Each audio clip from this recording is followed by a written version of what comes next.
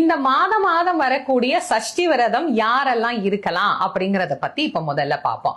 குழந்தை வேணும் அப்படிங்கிறவங்க தொடர்ந்து மாதம் தோறும் இந்த விரதத்தை இருந்து கொள்ளலாம். அடுத்தது, ரொம்ப வறுமையில இருக்கிறோம், எங்களுடைய வறுமை நீங்கணும் அப்படிங்கிறவங்களும் இருக்கலாம். தொழில நல்ல வளர்ச்சி இருக்கணும் அப்படிங்கிறவங்களும் இருக்கலாம். நோய் நீங்கணும், நல்ல ஆரோக்கியம் கிடைக்கணும் அப்படின்னாலும் இருக்கலாம். நல்ல கல்வி வேணும், நல்ல ஞானம் வேணும் அப்படின்னு நினைச்சாலும் இது இருக்கலாம். இன்னும் உங்களுக்கு என்ன தேவைகள் இருக்கு?